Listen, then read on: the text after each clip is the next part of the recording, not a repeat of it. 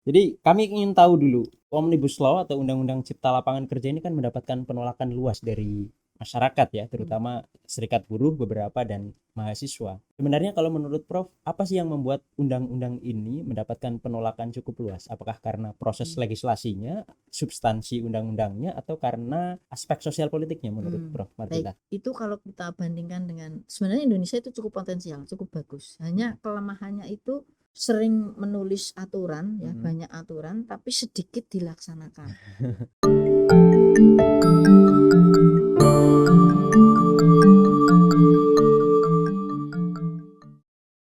Halo, assalamualaikum warahmatullahi wabarakatuh, sobat UNES semua. Kita ketemu kembali di podcast UNES ya, bersama saya host Mehmet alias Rahmat Petuguran. Udah lama kita nggak ketemu dan hari ini kita akan ngobrolin topik yang istimewa dengan narasumber yang istimewa juga ya di segmen Kata Pakar hari ini.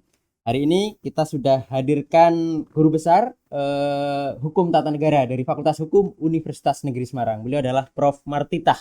Iya. Apa kabar, Prof? Baik. Oke, Prof Terima barangkali kasih. menyapa Baik, pemirsa dulu. Sobat UNES dan para pemirsa yang sangat saya banggakan, saya cintai. Kita pagi ini akan berbincang-bincang dengan Sobat UNES semuanya tentang Omnibus Law yang saat ini sedang kita nanti-nantikan dan memang harus kita tanggapi dengan serius untuk ini karena untuk semua kemajuan dan kemajuan negara kita. Baik, Prof. Jadi Omnibus Law ini isu yang sangat kita bicarakan itu sangat luas, menyita perhatian masyarakat luas, tapi informasinya kadang-kadang bias gitu, Prof. Karena itulah kami meminta Prof. Martitah untuk menjelaskan, karena Prof adalah guru besar hukum tata negara yang saya kira tahu persis persoalan ini. Jadi kami ingin tahu dulu, Omnibus Law atau Undang-Undang Cipta Lapangan Kerja ini kan mendapatkan penolakan luas dari masyarakat ya, terutama serikat buruh beberapa dan mahasiswa. Sebenarnya kalau menurut Prof, apa sih yang membuat undang-undang ini mendapatkan penolakan cukup luas? Apakah karena proses legislasinya, substansi undang-undangnya, atau karena aspek sosial politiknya menurut Prof Martita? Baik, jadi Omnibus Law ini kan suatu model ya, model pembentukan peraturan perundang-undangan. Jadi sesuatu yang baru di negara kita, model pembuatan peraturan perundang-undangan ya, dalam arti maknanya adalah penyelesaian pengaturan ya sebagai suatu kebijakan dari beberapa undang-undang menjadi satu undang-undang. Ini kan memerlukan suatu pola pikir yang tidak mudah ya, dan menggabungkan dari beberapa undang-undang ini tidak gampang menjadi satu, sehingga undang-undang Omnibus ini menggabungkan dari sekitar 79 undang-undang menjadi satu undang-undang Cipta Kerja ini. Antara lain ada dua sebenarnya, Undang-Undang Cipta Kerja dan pemberdayaan UMKM, tetapi yang sudah jadi adalah Undang-Undang Cipta Kerja. Nah, karena sesuatu hal yang baru inilah ya masyarakat kita kan belum pernah kenal ya, artinya yang namanya undang-undang itu kan ya satu, kemudian jumlah halamannya juga tidak terlalu banyak, kemudian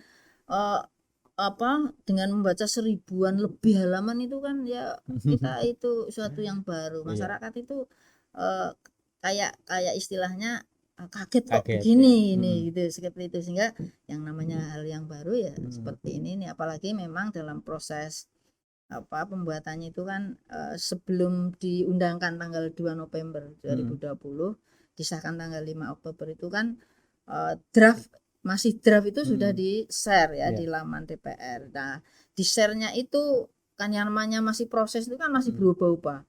Ada yang 1038 halaman, kemudian 905 halaman, kemudian 1051 halaman, 812 dan juga terakhir yang sudah disahkan oleh Pak Jokowi Presiden Indonesia itu 1187. Jadi memang itu proses ya. Kalau proses kan sebenarnya tidak perlu ditanggapi itu suatu pasti, baru setelah ditandatangani presiden, diundangkan, baru masyarakat itu pun kan belum bisa baca.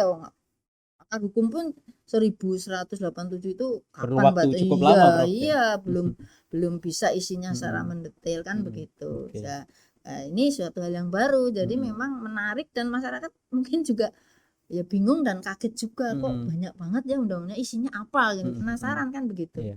Nah, ini memang Biasa sih kalau di Amerika sudah biasa ya dipakai itu untuk membuat omnibus law itu sudah biasa dilakukan. Kalau Indonesia belum, baru ini ya, baru pertama kali ini. Iya.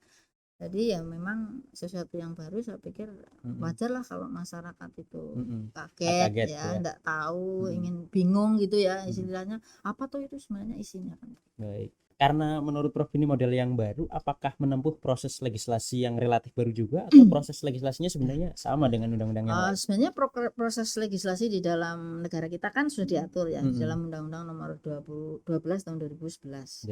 Ada perencanaan, ada penyusunan, ada 6 tahap ya itu ya. Kemudian pembahasan, persetujuan, pengesahan, dan pengundangan. Jadi ada 6. Nah, soal masyarakat itu pasti akan menerka ya, sesuai dengan tahapan itu apa tidak. Tetapi kita kan sebenarnya mengeklaim bahwa itu sesuatu tidak, sebenarnya tidak berwenang. Yang berwenang itu ya nanti Mahkamah Konstitusi. Kalau memang secara formal ya pengajuan formal ke MK, pengujian formal ke MK itu prosedurnya ya. Silakan, tapi kita masyarakat bisa sih menebak itu sebenarnya sesuai apa enggak ya. Nah, terkesan kan memang ada image dari masyarakat kurang terlibatkan atau kurang dilibatkan di dalam pembahasan itu ya. Karena ini memang undang-undang omnibus law ini khususnya Cipta Kerja itu berasal dari pemerintah. Inisiatif pemerintah. Sehingga masyarakat mungkin merasa tidak begitu banyak terlibat kan begitu. Meskipun sebenarnya di laman itu sudah bisa ya, tapi masyarakat kita karena suatu baru, kadang-kadang malah reaksinya malah demo kan gitu misalnya itu ya. Sebenarnya kita harus sabar, harus apa toh itu isinya ya. Belum tahu isinya sudah ribut kan misalnya. Ya itulah ya. Ya kita memang harus sebagai warga negara yang baik ya menahan diri apa toh itu misalnya sisi negatifnya, sisi positifnya apa baru seperti itu gitu. Mestinya kita ya disiplin lah kita dengan taat dengan aturan hukum yang ada, mestinya begitu. Tidak langsung langsung demo dan sebagainya. Reaktif ya. Oke lah gitu. Prof, tadi Prof bilang ada 6 tahapan undang-undang dari diusulkan sampai diundangkan. Itu kan partisipasi publik muncul ditampung di tahapan berapa? Ada uji publik misalnya? Misalnya di dalam pembahasan itu kan bisa ya di DPR kan sudah mengeser di laman itu kan. Ya, masyarakat kan sebenarnya bisa memberikan masukan. Tapi mungkin ya terbatas ya itu ya, memang terbatas waktunya. Misalnya mungkin karena ini kayaknya pembuatannya kan terlalu terburu-buru ya, sehingga mungkin sosialisasinya kurang misalnya kan begitu, sehingga masyarakat belum tahu apa tuh itu maksudnya kan seperti itu. Dan memang di dalam Undang-Undang Nomor 12 tahun 2000 kan tidak mengenal itu omnibus law, belum ada. Sehingga kalau menurut saya memang harus ada di situ direvisi dulu baru nanti ada omnibus, karena ada teori yang mengatakan bahwa omnibus law sebagai umbrella acts atau payung undang-undang yang ada lah.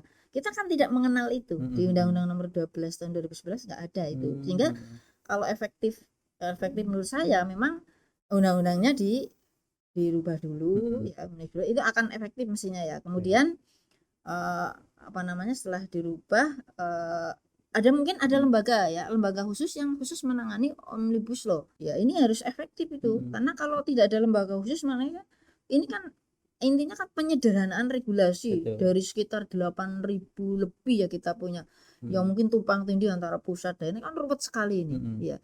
Oleh sebab itu maka mungkin harus ada lembaga sendiri yang harus menangani ini omnibus law ini, sehingga nanti akan berjalan dengan baik begitu. Tahu ya nanti ketika penyusunan itu ya, perencanaan itu kan sosialisasi, sehingga lembaganya efektif ya dengan masyarakat. Kalau lembaga yang sekarang ada kayak Kemenkumham itu sudah menurut Ibu nggak cukup?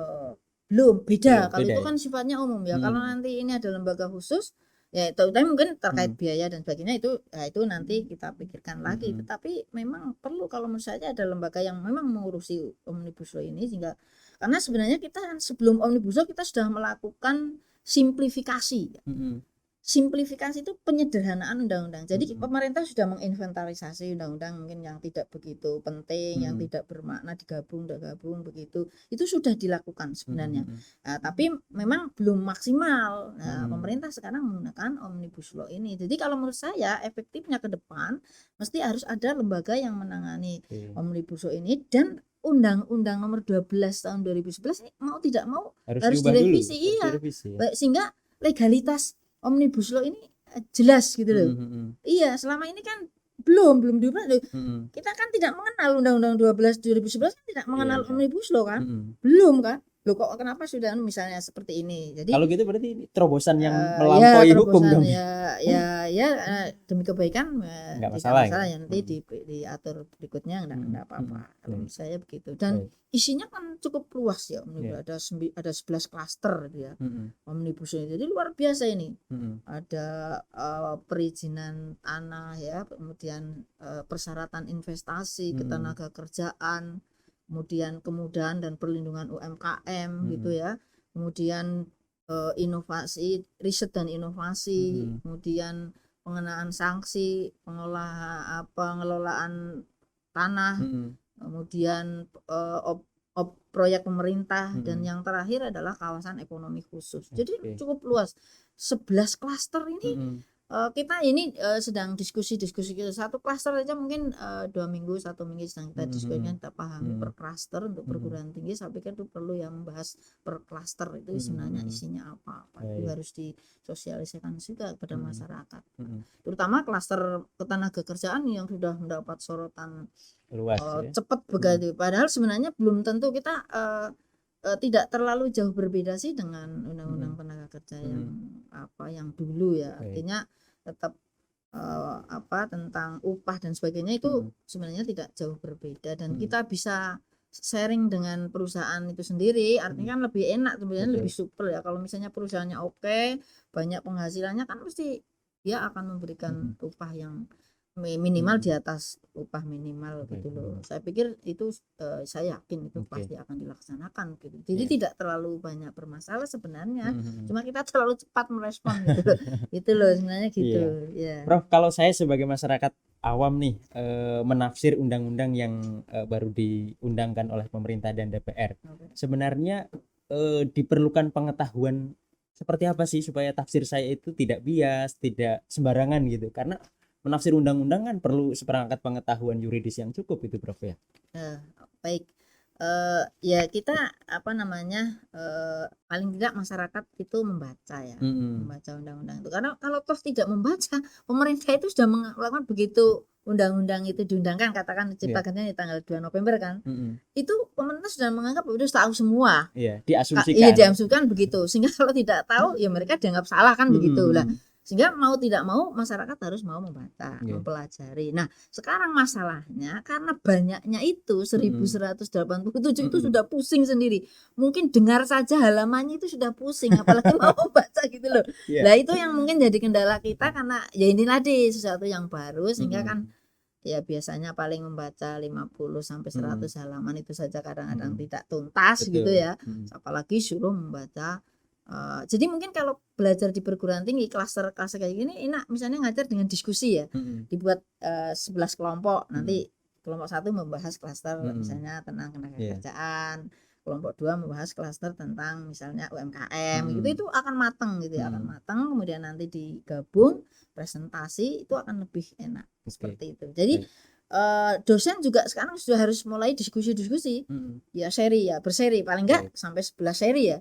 Seri pertama misalnya tentang tanah, seri kedua investasi, itu saja sudah jadi menarik juga ini karena luasnya itu, sehingga saya yakin ini para dosen di perguruan tinggi sudah melakukan asosiasi sudah gencar ya membuat diskusi grup berseri ya, seri 1, seri 2, seri 3, ini posisi sudah seri yang keempat. Jadi mudah-mudahan nanti sampai sesi yang 11 masyarakat sudah betul-betul paham, sudah kan di-share ya, hasil dari diskusi itu di-share, sehingga lebih mengerti, memahami apa isi daripada undang-undang Cipta Kerja yang isinya ribuan itu tadi. Iya, ribuan halaman, sehingga ya membuat orang itu kayak udah takut sendiri sebelum membaca gitu loh.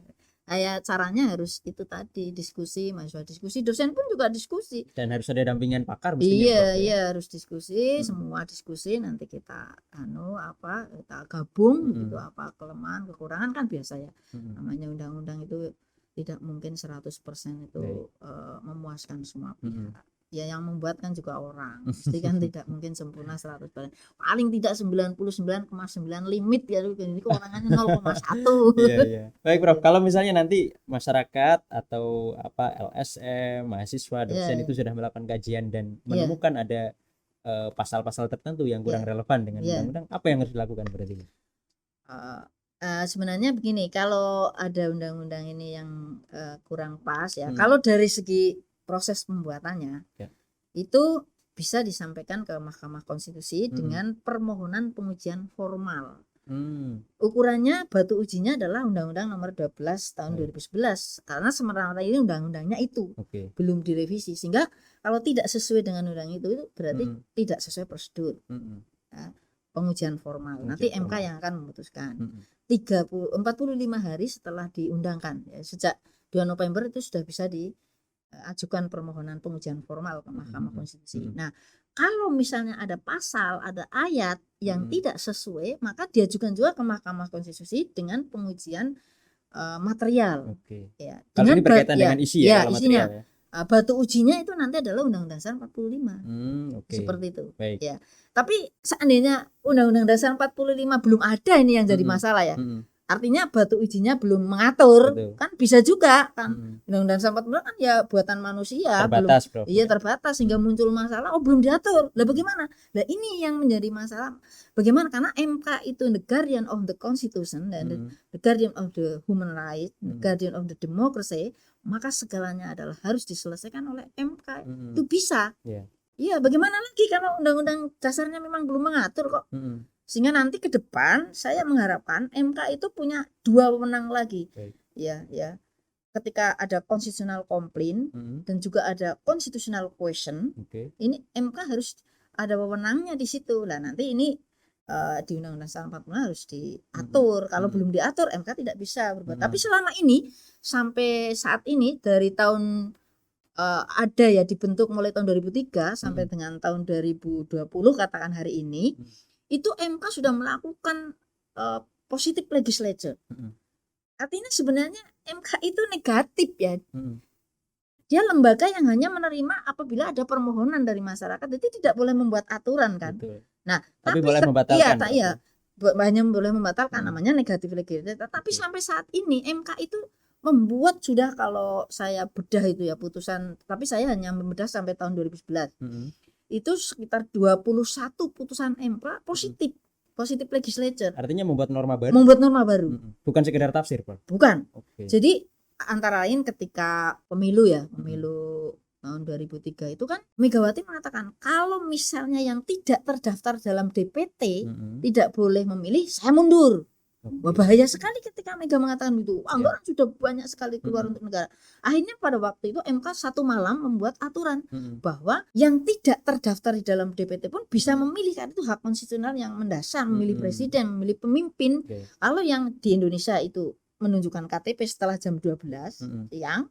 Kalau yang di luar negeri menunjukkan paspor. Nah, itu terobosan MK juga. Seperti itu. Itu positif legislature. Positif legislature contohnya. Ada lagi juga ketika mantan narapidana, itu kan positif legislature juga. Itu kan tidak boleh mencalonkan sebagai dalam anggota DPR. Tapi MK berani membuat aturan, boleh asalkan bersyarat kan, konstitusional namanya. Nah, bersyarat-syaratnya apa? Mengumumkan dirinya bersalah, terus tidak akan mengulangi perbuatan lagi. Kepada siapa? Kepada publik. Nah, baru ini positif lagi. Itu yang sudah semua dilakukan oleh MK dan masyarakat nyaman gitu. Dengan demikian maka sebenarnya positif legislature itu boleh. Maka saya tulis dalam buku saya, Mahkamah Konstitusi dari negatif legislature ke positif legislature, MK itu boleh membuat putusan positif. Ada 3 syarat itu saya katakan. Yang pertama, apabila dalam negara itu kosong, nggak ada hukum ya. Bahkan di Undang-Undang Dasar pun tidak ada. Ya, maka boleh. Lalu yang kedua, apabila aturannya tumpang tindih, bingung mana yang mau dipakai. Nah, MK bisa memutuskan ya. Lalu yang ketiga, apabila negara ini akan chaos. Kalau itu tidak dilakukan, bubar. Kayak seperti tadi yang katakan, tidak, warga negara banyak sekali tidak boleh memilih dalam DPT, negara ini bubar nanti. Pemilu bubar, anggaran sudah keluar semua, batal. Nah, ini resiko. Maka boleh, makanya di dalam buku saya sudah jelas saya katakan ada 3 hal itu Mm-mm. syaratnya silakan positive legislature Oke. seperti itu. Tapi ya jangan terus positive legislature karena ini ranahnya legislatif Iya. gitu loh memang. Kalau MK kan Harus dibatasi juga, Prof, kan ya. MK ranahnya yudikatif. Baik. Jadi harus kita batasi tapi boleh kalau menurut saya seperti itu. Baik, Prof. Kalau di kasus Omnibus Law ini, apakah setiap warga negara punya legal standing untuk melakukan pengujian formal dan bisa material? bisa. Jadi legal standing itu bisa perorangan Mm-mm. ya, bisa kelompok Oke. dan bisa lembaga. Mm-mm. Jadi satu orang itu bisa mengalahkan anggota DPR yang berapa itu loh. Mm-mm. Itu boleh-boleh saja ketika yang KTP itu kan satu warga negara dari Lombok itu ya Iya. yang mengajukan itu kan satu orang merasa dirugikan loh, saya itu warga negara kok nggak boleh milih presiden gitu. Mm-mm. Langsung MK jam 12 malam waktu itu langsung membuat putusan. Jadi kadang-kadang anggota MK juga nggak tidur. Maka ya di MK itu pasti ada tempat untuk istirahat para hakim karena memang kalau tidak istirahat itu berbahaya. Jadi di ruangan hakim itu, dan hakim kan tidak boleh terlalu banyak melayani publik secara umum ya, ketika sedang bekerja seperti itu kan harus Diisolasi dalam tanda diisolasi kutip. di ruangan, jadi sudah ada makan juga di situ, tidur juga ada, sehingga Baik. hakim itu memang harus betul-betul negarawan, apalagi hakim MK ya. Tapi Oke. untuk hakim MK saat ini penilaiannya untuk di tingkat internasional ketika waktu itu simposium di Bali terbaik di seluruh dunia di IMK itu, sehingga kita cukup bangga dengan Mahkamah Konstitusi itu dinilai sebagai lembaga yang cukup kredibel untuk melaksanakan sidang-sidangnya, dan sampai saat ini adalah satu-satunya lembaga yang sudah punya alat untuk sidang jarak jauh sendiri, sehingga telekonferensinya itu sendiri, nggak pakai Zoom. Bahaya kalau pakai Zoom, sehingga dia sudah memasang telekonferensi seluruh provinsi yang ada di seluruh Indonesia, ditempatkan di salah satu perguruan tinggi, sehingga ketika melakukan pengadilan tidak harus ke Jakarta, tapi cukup di tempat telekonferensi yang sudah dipasang di setiap provinsi itu satu minimal. Ya, jadi MK itu sudah sangat kredibel ya untuk bisa melakukan sidang dan open ya, bisa dilihat oleh siapa saja. Baik. Walaupun tadi Prof bilang setiap warga negara meskipun satu individu itu bisa punya legal standing, tapi formalitas dan prosesnya di sana itu memungkinkan nggak masyarakat awam itu untuk menang misalnya begitu? Oh bisa, dan nyatanya kan MK juga di Lombok itu di Lombok itu satu anggota DPR usul kenapa saya punya hak kok nggak boleh milih, karena saya tidak terdaftar dalam DPR kok nggak bisa milih presiden ya, padahal itu hak yang penting untuk memilih pemimpin kita ke depan, kayak apa negara menentukan nasib bangsa kita, negara kita. Akhirnya MK membuat putusan boleh. Berarti kan satu itu bisa nggak masalah ya. Jadi yang penting adalah tidak melanggar hak-hak konstitusional yang ada di dalam konstitusi kita yang ada ini gitu. Karena hak-hak konstitusi memang harus kita lindungi. Ya, jadi tidak masalah, satu orang pun tidak masalah. Baik Prof, karena ini Omnibus Law sudah diundangkan, apa saran Prof sebagai ahli dalam hukum tata negara yang harus dilakukan publik sekarang? Baik, Omnibus sudah diundangkan dan niat kita adalah memang baik. Jadi tujuan itu menciptakan lapangan kerja dan membuka investasi luas dari asing. Yang penting kita sebagai warga negara kita tingkatkan SDM kita ya. Jadi kita tetap harus meningkatkan SDM kita, karena kalau kita tidak meningkatkan SDM dalam segala hal ya, dalam segala bidang, entah itu ekonomi, IPA, matematika, sosiologi, politik, harus kita tingkatkan semua, kita harus tahu semua, sehingga apapun yang harus kita laksanakan dengan baik ya. Kita pahami undang-undang itu, karena sebenarnya undang-undang ini bagus ya, cuma karena kita belum bisa membaca, memahami saja, mengontrolnya masyarakat juga susah karena lembarannya banyak sekali ya. Kadang-kadang kan melihat bentuknya sudah seperti itu sudah bingung kita sendiri ya. Pakar-pakar pun mungkin belum semua memahami apa itu isinya tuh. Karena kita memang harus belajar terus, diskusi terus. Kita sebagai warga negara karena itu sudah diundangkan ya harus kita laksanakan dengan baik. Kalau toh ada misalnya kekurangan ya kita mengajukannya ke Mahkamah Konstitusi, baik permohonan secara formal maupun secara material ke Mahkamah Konstitusi, sehingga tidak mengajukan demo di mana-mana, ngomong yang tidak jelas itu nggak boleh. Langsung saja ke Mahkamah Konstitusi, sehingga nanti kita lebih jelas dan enak begitu loh. Mm-mm. Pasal mana yang tidak pas, pasal mana dan yang belum begitu, itu nanti akan dikaji. Baik. Apa betul ini melanggar hak konstitusional atau tidak. Mm-mm. Sudah ada yang berwenang, saya Mm-mm. kira seperti itu. Jadi Baik. kita memang perlu ya kan. Kalau saya kan pernah mengambil studi sandwich program di Wisconsin University. Mm-mm. Itu kalau kita bandingkan dengan sebenarnya Indonesia itu cukup potensial, cukup bagus. Hanya kelemahannya itu sering menulis aturan ya, banyak aturan tapi sedikit dilaksanakan. Sedikit maksud saya. Jadi belum maksimal. Tapi kalau yang luar itu apa yang dituliskan itu sudah dilaksanakan dengan baik. Begitu segera begitu loh. Nah, kita ini mari kita laksanakan sebaik-baiknya, kita menjaga diri, kita menjaga perilaku yang baik demi kebaikan pemerintah negara kita tercinta ini. Karena kalau masing-masing individu sudah seperti itu semua, saya yakinlah semua baik.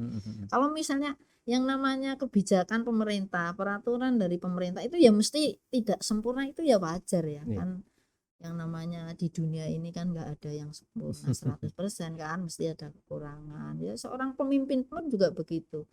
Pemimpin nggak ada yang sempurna, tapi yang baik pemimpin kita hormati karena itu sudah pemimpin kan begitu.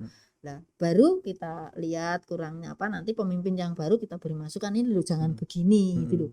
Tidak setiap pemimpin membuat kebijakan ditentang, ya pusing nanti gimana kan Nggak gitu. sempat kerja ya, Nah, Pak? iya kita nggak bisa sempat kerja, dicatat dulu dia. Nah, nanti untuk pemimpin berikutnya, oh ini kemarin itu kurangannya ini itu ke depan. Jadi kita sudah harus berlatih seperti itulah. Jangan kalau baru naik sudah diributi, ya itu kan enggak akan maju-maju. Dan siapapun pemimpinnya harus kita hormati. Kita orang Indonesia harus mau lah belajar seperti itu. Karena itu sudah merupakan pilihan kita kan. Nah, nyatanya kan faktanya sudah terpilih, berarti kan sudah banyak yang memilih, sehingga kita ya harus mengikuti. Demokrasi yang baik kan seperti itu. Kita mengikuti aturannya, lah baru nanti kekurangannya apa? Pasti ada kekurangannya, enggak mungkin masa sempurna ada. Jadi kekurangannya dicatat, nanti diperbaiki untuk masukan pemimpin berikutnya. Saya kira itulah yang harus kita kembangkan saat ini. Jadi tidak kita fokus pada kemajuan negara kita ke depan, lari karena di negara-negara dunia yang sekarang ini sudah lari ya. Kita harus ikut lari. Kalau membicarakan hal-hal yang kecil yang tidak begitu penting itu nanti malah kita terlambat. Iya. Kita harus menjadi katakan desainer ya, orang yang menjadi desainer tapi bukan manajemen sales ya. Sementara ini kalau kita lihat manajemen desainer itu masih belum kita. Artinya kuliah di perguruan tinggi juga kita harus mencetak mahasiswa itu mencipta ya. Bagaimana? Ya, mencipta. Jadi jangan hanya menerapkan yang sudah ada atau yang mempelajari yang sudah, tapi mencipta itu yang kita kejar. Nah, sehingga mahasiswa itu maksimal. Enggak ada mahasiswa misalnya di kampus itu ngerumpi, ribut. Misalnya katakan demo lah, katakan ya demo kalau untuk kebaikan enggak apa-apa, tapi kalau misalnya hanya hanya euforia saja, enggak jelas fokusnya, itu berbahaya. Jadi kalau untuk kemajuan negara kita bersama itu oke lah ya. Tapi kalau hanya untuk harus ada solusi. Ketika mau demo, ini loh konsep saya yang baik seperti ini. Misalnya demo minyak ya, jangan dinaikkan minyaknya misalnya. Oke, kamu kalau tidak dinaikkan, bagaimana cara membuat murah? Ada argumentasinya dan ada stok ini loh minyak yang saya buat seperti ini misalnya itu. Sehingga kan ada solusi.